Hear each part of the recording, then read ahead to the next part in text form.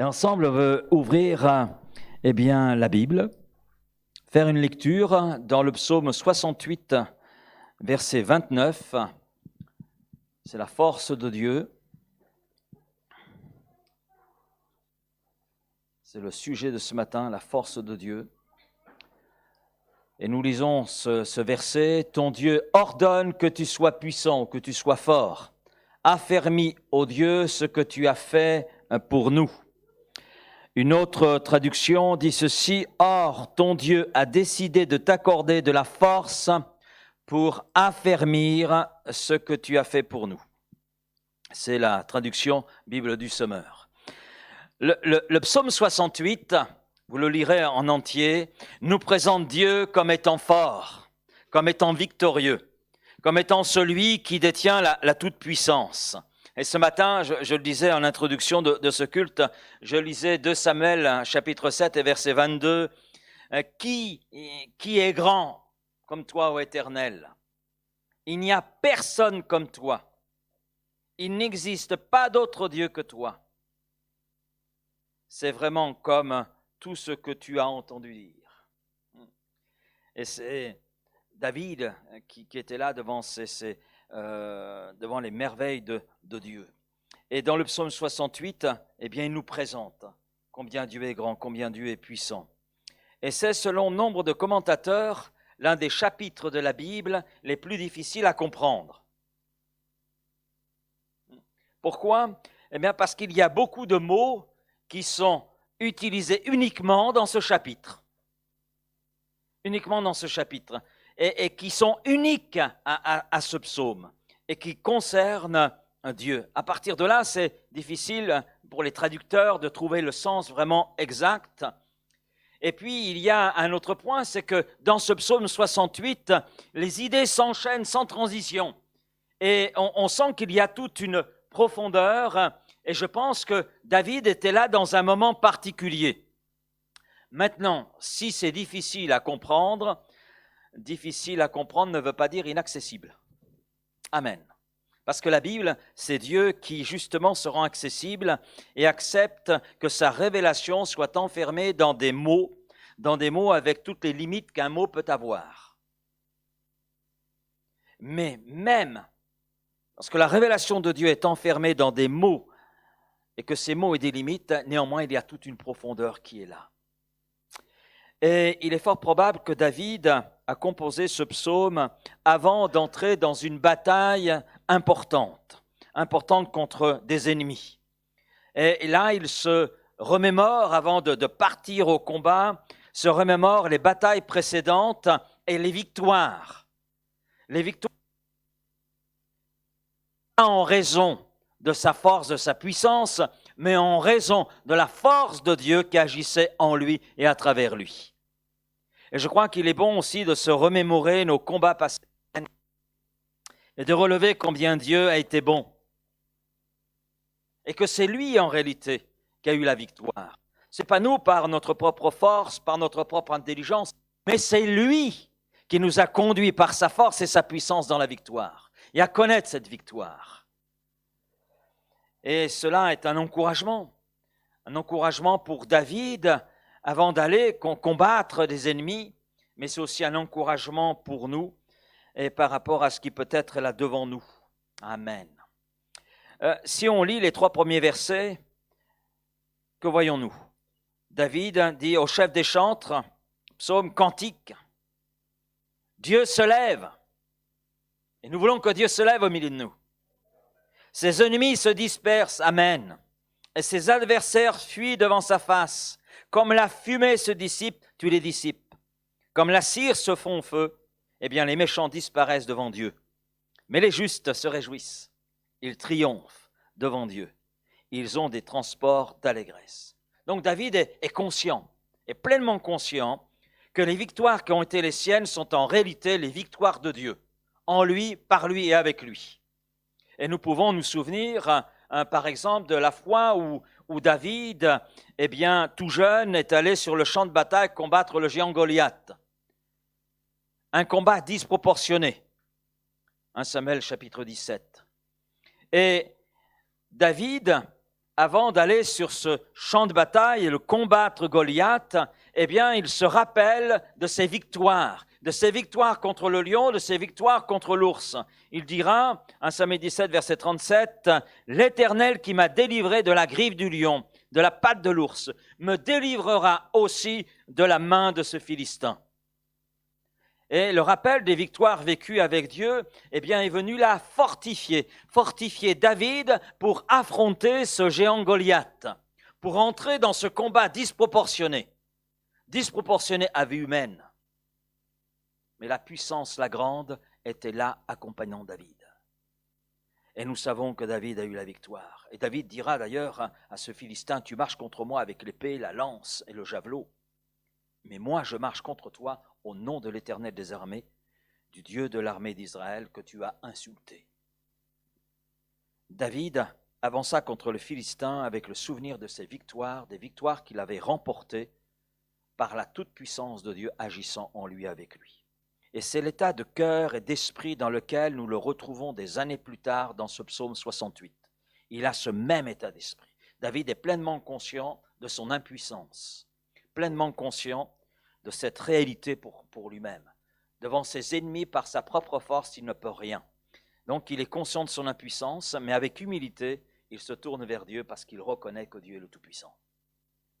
Et c'est souvent le tort de l'homme de se croire puissant. Mais c'est quand l'homme pense qu'il est puissant que sa chute arrive. Tant que tu étais petit à tes yeux, Saül, ne t'ai-je pas conduit à la victoire? Mais maintenant que tu te crois grand et puissant, tu as pris le chemin de la chute. Tu as pris le chemin, de la dégringolade. Et ce fut le cas. Ce fut le cas aussi de Samson, par exemple. Par ses choix, il se plaça dans des situations dangereuses. Dieu l'aida. Mais Samson n'a pas compris que s'il s'était sorti sain et sauf de certaines situations dans lesquelles il s'était mis en raison de ses mauvais choix, s'il avait réalisé cela, que c'était Dieu qui l'avait sorti, il n'aurait jamais dit à un moment donné, et c'était fatal pour lui, lorsque Delilah lui dit « Les Philistins sont sur toi », Samson se réveilla de son sommeil. Il est là confronté à une réalité. Et que dit-il? Je m'en tirerai comme les autres fois. Moi. Voilà que Samson s'est attribué les victoires quand étaient les siennes, mais il a oublié que c'était Dieu, que s'il s'en était sorti, que s'il avait connu les victoires, c'est parce que l'Esprit de Dieu reposait sur lui. Et le texte poursuit, il ne savait pas que l'Éternel s'était retiré de lui. Il ne le savait pas tout simplement parce qu'il comptait sur lui-même, sur ses propres forces. Et la suite, les Philistins le saisirent, et ce fut facile pour eux, ils lui crevèrent les yeux et le firent descendre à Gaza et le lièrent avec des chaînes d'airain. Ils tournaient la meule dans la prison. L'apôtre Paul comprenait toute cette réalité. Il dira « Ma grâce te suffit », c'est la réponse que Dieu lui a faite dans les besoins qui étaient les siens. Et Dieu lui dira « Ma puissance s'accomplit dans la faiblesse ». Donc l'apôtre Paul était conscient que la puissance qui agissait à travers sa vie était la puissance de Dieu et que sans cette puissance, il n'était rien. Et c'est vrai aussi pour nous. Dieu élève les humbles, il abaisse les orgueilleux parce qu'il veut que toute la gloire lui revienne. On revient à ce verset 29. Ce verset 29 atteste que la puissance dont nous devons faire preuve et usage est celle que Dieu nous donne. C'est une puissance que Dieu nous donne. Nous n'avons pas à voler cette puissance. Nous n'avons pas à la voler. Parce qu'elle nous est donnée, elle nous est offerte. Non seulement David l'exprime à travers ce psaume, mais on l'a lu aussi avec Paul, « Ma grâce te suffit car ma puissance s'accomplit dans la faiblesse, dans ta faiblesse, Paul. » Donc, c'est une puissance que Dieu nous donne, qu'elle a à notre disposition. Et nous n'avons finalement qu'à nous réjouir de ce don. Amen. et à laisser la puissance de Dieu agir en nous, agir par nous et agir à travers nous. Ton Dieu ordonne que tu sois fort, ton Dieu ordonne que tu sois puissant. Et cette parole de David, je ne sais pas ce que vous en pensez, mais elle est surprenante, non? Elle est tellement surprenante que nombre de commentateurs ne la comprennent pas. Par exemple, dans la Bible, en français courant, il y a cette note, l'ensemble de ces versets est peu clair. Et la traduction est incertaine.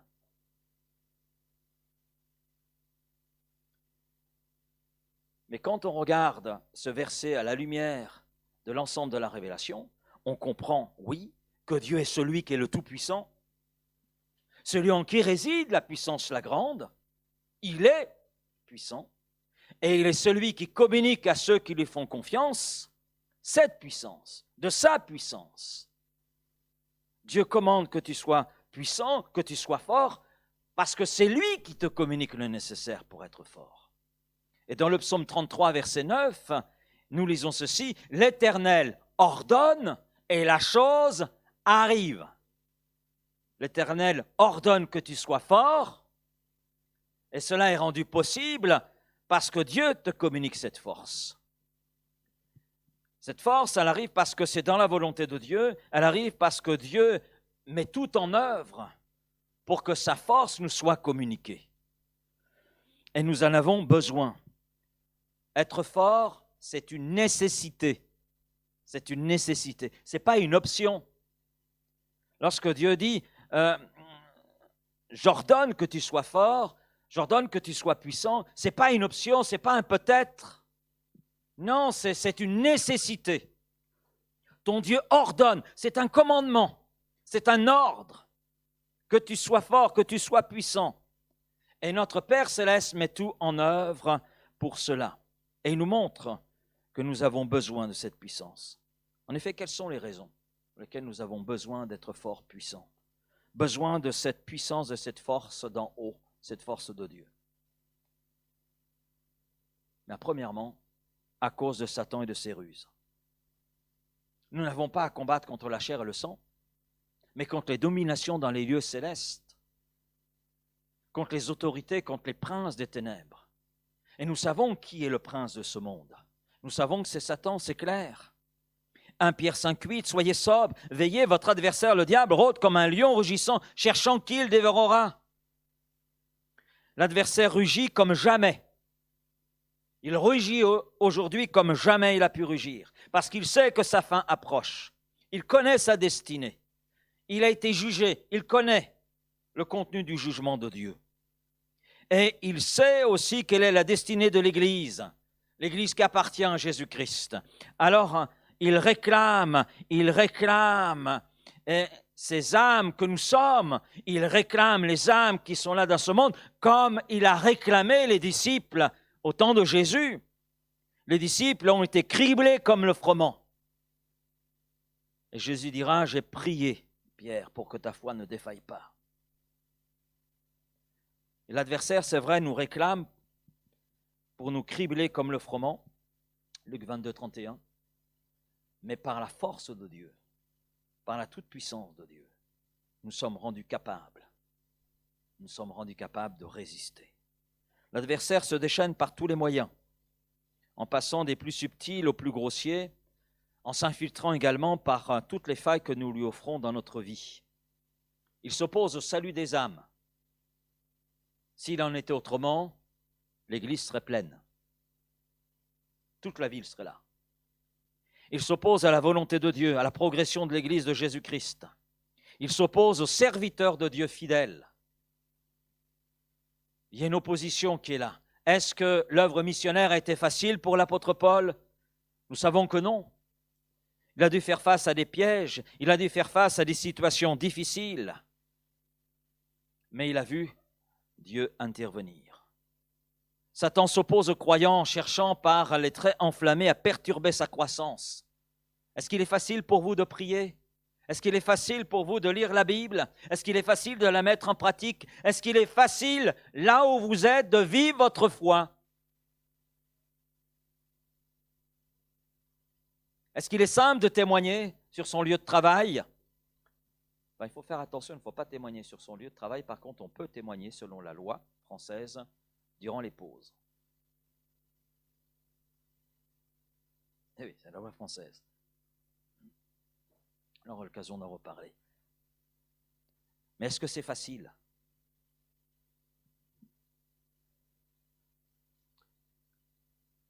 Mais Dieu, dans son amour, nous dit, sois fort.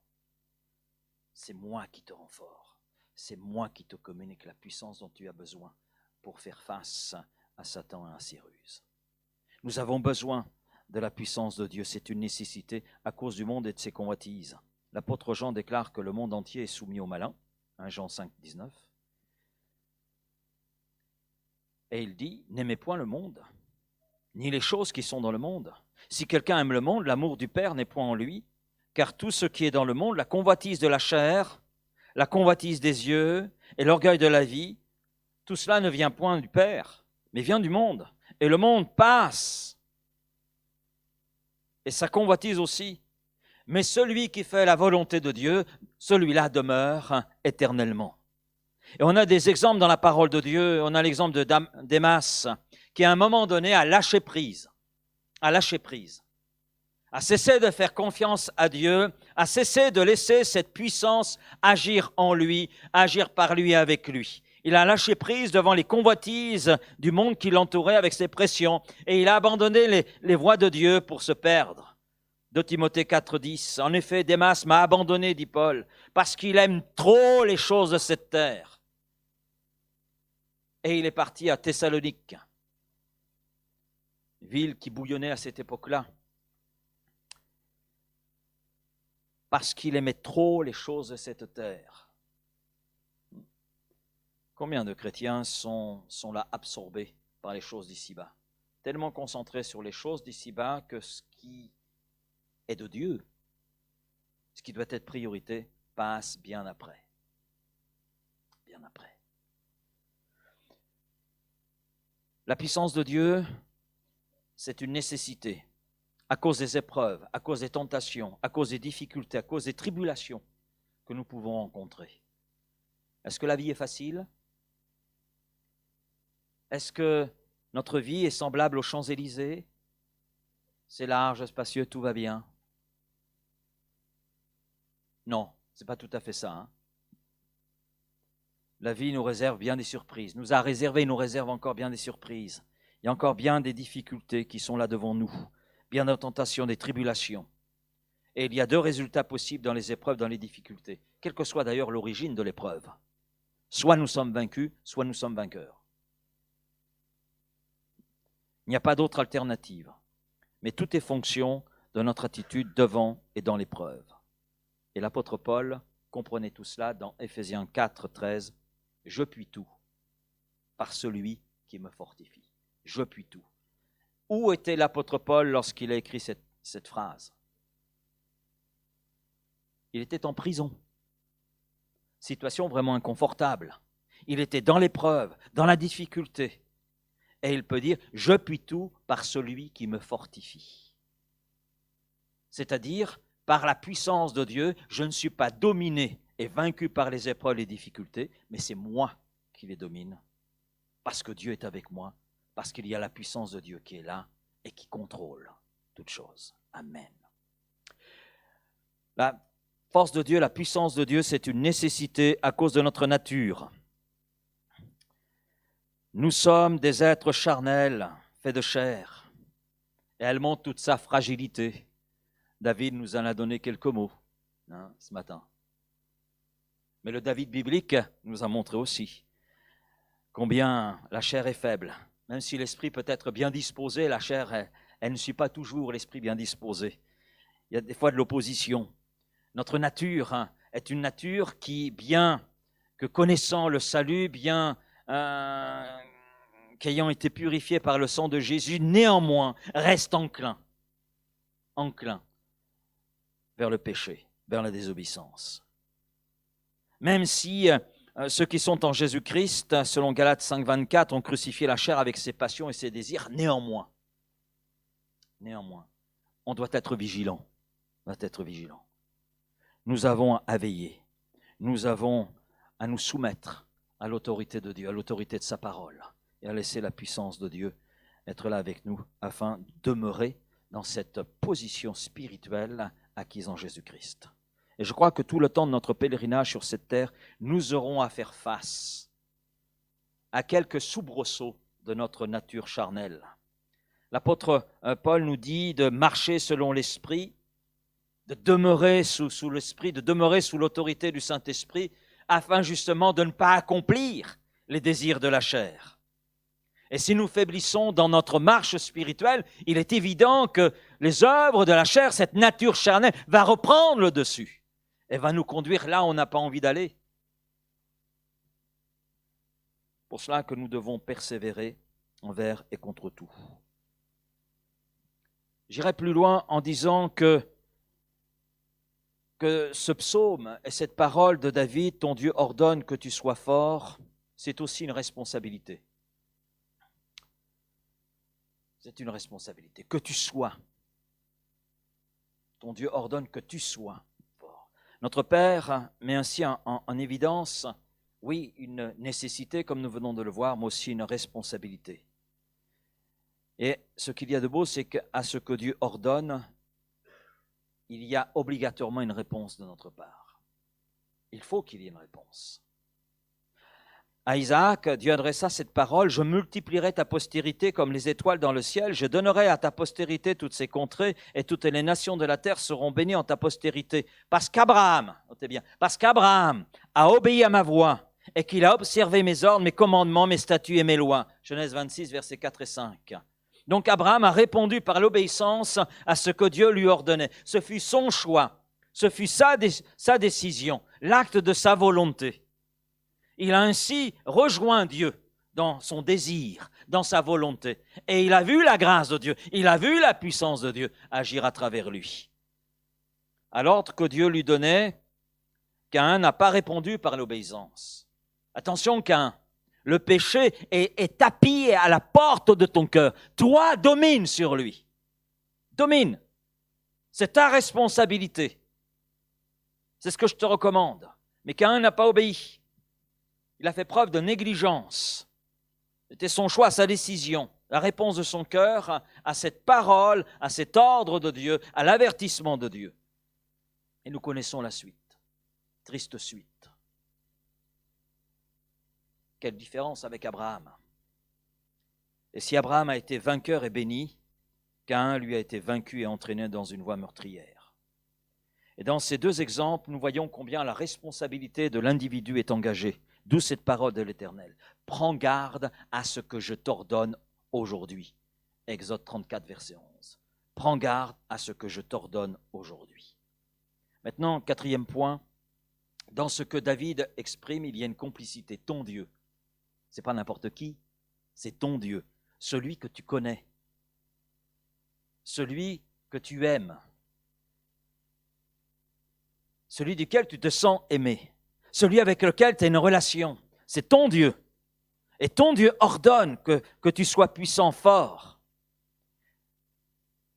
Et ce qu'il ordonne est une nécessité, un impératif, une responsabilité, une complicité, ce qui veut dire que Dieu donne le nécessaire pour que sa volonté s'accomplisse en nous, dans cette complicité que nous avons avec lui.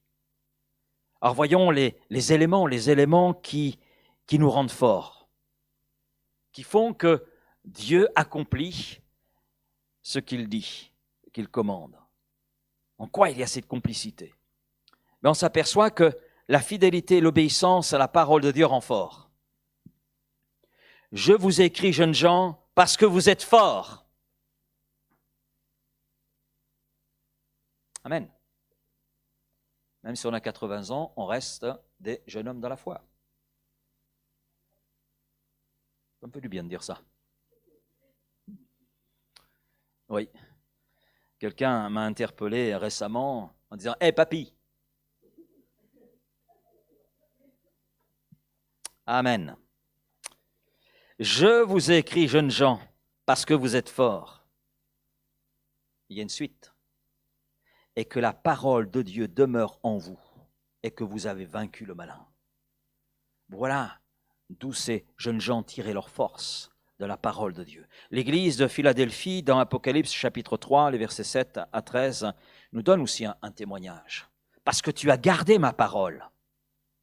Tu as été gardé dans les épreuves, dans les difficultés. Mais tu as été gardé, mais tu seras gardé encore demain. Parce que tu gardes ma parole. Et sur ce qui va survenir sur le monde, tu seras gardé. Tu seras gardé. Tu seras rendu fort parce que tu gardes ma parole, parce qu'elle demeure en toi. Mais ce qui est vrai pour l'église de Philadelphie l'est aussi pour l'église de Vitrolles. L'est pour chaque croyant composant l'église locale de Vitrolles.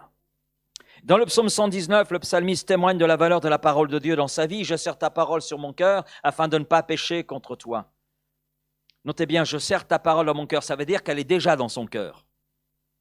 Il ne sert pas quelque chose qui n'y est pas ou qui va y être. Non, ça l'est déjà. C'est déjà en place. Et il sert afin que ça ne sorte pas de son cœur, que ça demeure dans son cœur, que ça porte son fruit en lui. Et le but, c'est afin de ne pas pécher contre toi, afin de ne pas se trouver en désaccord avec la volonté de Dieu. La parole de Dieu nous rend forts. Amen. Nous rend forts devant le péché. C'est ce que le psalmiste nous dit en ce psaume 119, verset 11. Nous rend forts aussi devant les épreuves, les difficultés. Elle nous donne les ressources dont nous avons besoin pour résister et triompher. Josué fut rendu fort grâce à sa fidélité et à son obéissance à la parole de Dieu. Vous connaissez ce texte, Josué chapitre 1er, versets 7 à 9. Parce que Josué va prendre la suite de Moïse et passer derrière Moïse. Moïse, l'homme qui est dans les face-à-face avec Dieu, celui qui est prophète, celui qui est libérateur d'Israël, celui qui a sorti Israël de l'esclavage. Et Josué est chargé de prendre la suite. Quelle responsabilité pour cet homme! Eh bien, Dieu lui dit, fortifie-toi, fortifie-toi. Notez bien, Dieu ne dit pas, je te fortifie. C'est fortifie-toi. Ta responsabilité est engagée là. C'est ton choix, ta décision. Fortifie-toi seulement et aie bon courage. En agissant fidèlement selon toute la loi que Moïse, mon serviteur, t'a prescrite. Ne t'en détourne ni à droite, ni à gauche. Pourquoi ? Eh bien, afin de réussir dans tout ce que tu entreprendras. Que ce livre de la loi ne s'éloigne point de ta bouche. Médite-le jour et nuit pour agir fidèlement selon ce qui est écrit.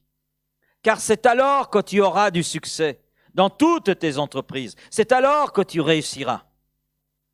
Ne t'ai-je pas donné cet ordre? Fortifie-toi et prends courage.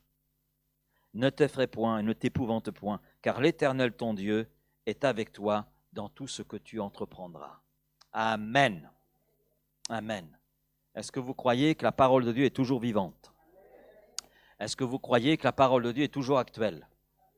Est-ce que vous croyez que ce que Dieu est en train de dire à Josué est encore valable pour chacun d'entre nous? Nous voulons tous réussir. Tous réussir. Mais on ne peut pas réussir sans cette communion, sans cet attachement à la parole de Dieu. Que la parole de Christ demeure en vous dans toute sa richesse, pouvait dire l'apôtre Paul aux gens de Colosse. Deuxième élément, c'est le Saint-Esprit qui nous rend forts. Amen. Vous avez le texte sous les yeux. Car ce n'est pas un esprit de timidité que Dieu nous a donné. Au contraire, son esprit nous remplit de force, d'amour et de sagesse. Il y a tout un équilibre qui est là. Tout un équilibre. Et j'aurais pu prendre Acte 1:8.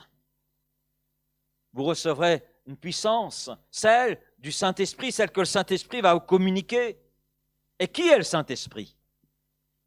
Le Saint-Esprit, ce n'est pas une émanation de Dieu, c'est une personne divine, au même titre que le Père et le Fils. Le Saint-Esprit est Dieu, au même titre que le Père et le Fils. Le Saint-Esprit était là à la création.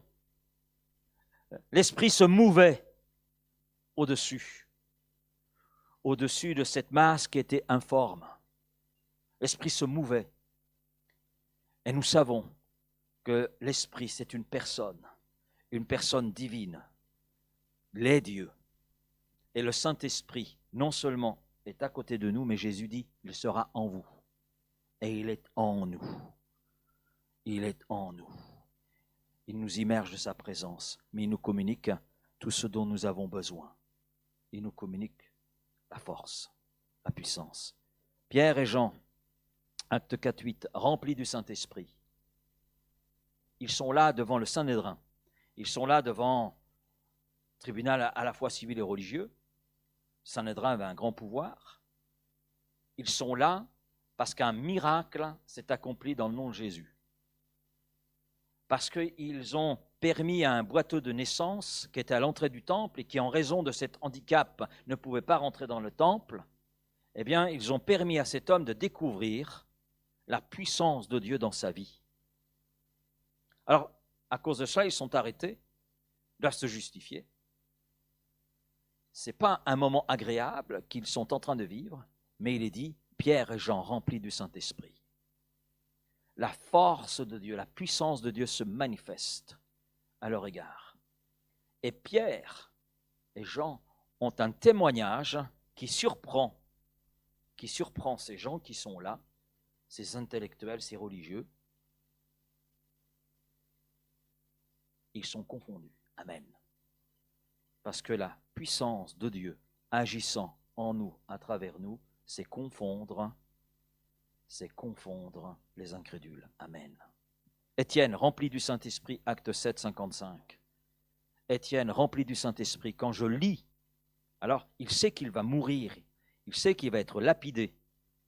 Il apporte un témoignage remarquable. Quand on lit ce qu'Étienne apporte, oui, il y avait la puissance du Saint-Esprit qui était là. Il y avait l'autorité de Dieu qui était là.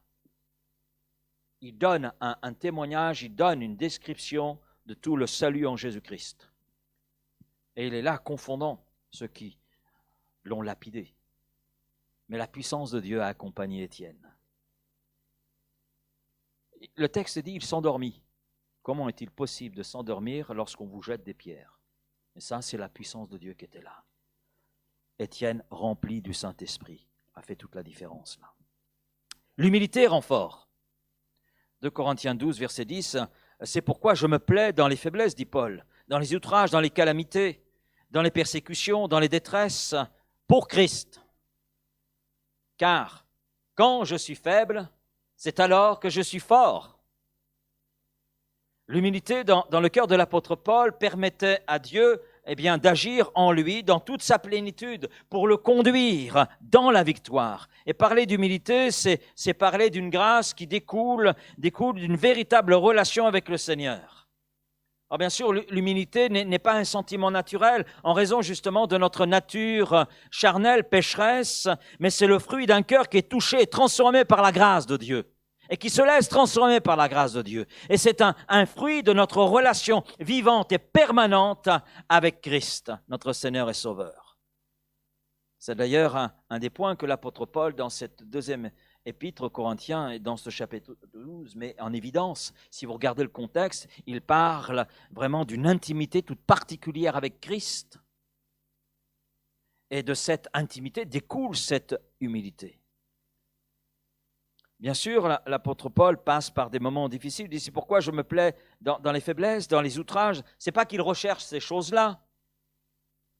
C'est parce qu'il aime Christ, c'est parce qu'il parle de Christ, témoigne de Christ, que ces choses arrivent. Dieu les permet et les autorise. Mais, par son humilité, l'apôtre Paul est rendu vainqueur devant ces choses. Parce que l'humilité signifie s'en remettre totalement entre les mains de Christ, comme un enfant s'en remet totalement entre les mains de son Père. C'est d'ailleurs très intéressant parce que Jésus lui-même, en parlant d'humilité, utilise l'image de l'enfant en Matthieu 18, versets 2 et 4. Un autre élément, la foi. La foi. Car tout ce qui est né de Dieu triomphe du monde.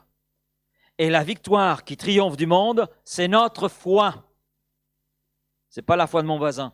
C'est notre foi. Merci pour la foi de mon voisin. Mais c'est notre foi. Qui est celui qui a triomphé du monde, sinon celui qui croit que Jésus est le Fils de Dieu? Pourquoi les trois amis de Daniel, Shadrach, Meshach et Abednego furent victorieux de la fournaise ardente dans Daniel 3. Pourquoi? Parce que c'était des gars bien? Parce qu'ils sont allés voir la station de Pompée et demander des tenues spéciales pour supporter la fournaise? Non. C'est en raison de leur foi. Que disent-ils au roi? De toute façon, sache-le, roi, quoi qu'il arrive, nous avons confiance en notre Dieu. Si notre Dieu veut que nous mourions, nous mourrons. Nous allons mourir. Si notre Dieu ne veut pas que nous mourions, nous sortirons vainqueurs de la fournaise. Donc, c'est en lui que nous plaçons notre confiance. Donc, quoi qu'il arrive, de toute façon, ce n'est pas toi qui as autorité sur nous, c'est Dieu qui a autorité sur nous. C'est lui qui tient nos vies. C'est lui qui tient cette situation. Au roi, tu penses être puissant, mais en réalité, le roi des rois, c'est pas toi. Je pense que ça n'a pas trop fait plaisir au roi à ce moment-là. Il a dû quand même être un peu tracassé. Et nous savons, dans les versets 29 et 30 du chapitre 3 de Daniel, que Shadrach, Meshach et Abednego sont sortis victorieux. Victorieux. Toujours dans le même livre. Pourquoi Daniel fut-il victorieux de la fosse aux lions? Pourquoi? Parce que les lions venaient de faire un bon barbecue, ils n'avaient plus faim. Et quand ils ont vu Daniel, un vieux tout squelettique, ils se sont dit, celui-là, ça ne vaut même pas la peine d'y goûter. Vous croyez que c'est ça? Non, pas du tout. Non, c'est en raison de sa foi. Parce qu'il a refusé le compromis, il demeurait ferme dans sa foi, Daniel 6. Et cette victoire fut une victoire entière. Entière. Et en plus, les lions ont eu raison de ne pas manger Daniel. Amen. Parce qu'ensuite, ils ont fait la fête, parce qu'ils ont eu plus qu'un barbecue. Dommage pour ceux qui en voulaient tant à Daniel. Mais Dieu justifie. Amen. Pourquoi Dieu rendait-il David victorieux partout où il passait? Ce qui nous est dit dans 2 Samuel chapitre 8 et verset 14. Pourquoi? Qu'est-ce qui a fait que David, après tout, quand on le regarde, ce n'est pas quelqu'un de parfait? Je ne parle pas de notre David à nous. Quoique, oui, on est d'accord aussi pour dire qu'il n'est pas parfait. Comme nous-mêmes, nous ne sommes pas parfaits. Mais le David biblique, l'auteur de ce psaume 68, c'est pareil, ce n'est pas un homme parfait. Pas un homme parfait. On le sait. Mais David est appelé l'homme selon le cœur de Dieu. C'est-à-dire vivant dans la foi, vivant dans la confiance en Dieu, malgré toutes les imperfections qui ont été les siennes. Et dans le livre des Actes des Apôtres, nous avons ce témoignage de Dieu concernant David. J'ai trouvé David, fils d'Isaïe, homme selon mon cœur, qui accomplira toutes mes volontés. Acte 13, 22. Donc nous voyons un homme qui est là dans la confiance en Dieu. Et quand on lit les psaumes, on voit cette confiance s'exprimer. Il la chante, cette confiance. Il la chante, cette foi en Dieu. Et Shadrach, Meshach, Abednego, Daniel, Paul, David, ces hommes, se sont par leur foi associés à Dieu. Et par leur foi, ils ont été conduits dans une victoire entière. La foi, c'est cette confiance et attachement dans la personne de Jésus et dans les promesses de sa parole. Et dans les exemples que j'ai cités, nous voyons des hommes ayant manifesté une confiance réelle en Dieu, un attachement que rien n'est venu dévier. Et surtout pas les menaces. Et par notre foi, nous aussi, nous nous associons à l'œuvre accomplie par Christ à Golgotha. Et l'œuvre accomplie par Christ à Golgotha, c'est une victoire. Victoire sur les puissances des ténèbres, une victoire sur le monde, une victoire sur le péché, une victoire sur la maladie, sur les épreuves, les difficultés.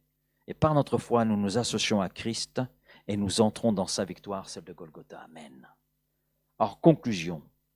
Ton Dieu ordonne que tu sois puissant, que tu sois fort. Eh oui, mon frère, ma sœur, tu n'as pas le choix. Amen.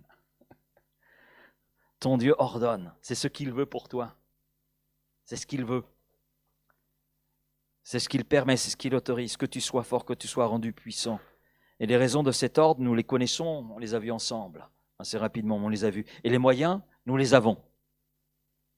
Alors, je conclurai avec cette phrase, soyons forts. Seigneur, merci pour ta parole. Merci, parce que ce que tu ordonnes, tu l'accomplis. Et tu ordonnes que nous soyons forts, que nous soyons puissants. Et Seigneur, tu le rends possible, Seigneur, avec notre complicité. Oui, ton Dieu, tu es notre Dieu, tu es notre Père. Tu es celui que nous aimons, tu es celui que nous servons, tu es celui que nous adorons. Et c'est toi qui nous remplis, oui, de cette force, de cette puissance qui nous permet, devant tout ce que nous pouvons rencontrer, tout ce que nous pouvons traverser, eh bien d'être victorieux. Oui, Seigneur. Alors merci. Merci, Seigneur, pour tout ce que tu as fait en nous, mais tout ce que tu fais encore en nous et tout ce que tu veux faire. Oui, Seigneur. Nous te bénissons pour ce qui a été fait, nous nous réjouissons de ce qui se fait et nous te glorifions pour ce que tu feras. Merci, Père, et cela dans le nom de Jésus. Merci de bénir mes frères et sœurs, de bénir ceux qui sur l'Internet nous écoutent, Seigneur, et merci de nous communiquer cette force, cette puissance d'en haut qui nous permet de triompher. Amen. Merci Père. Amen.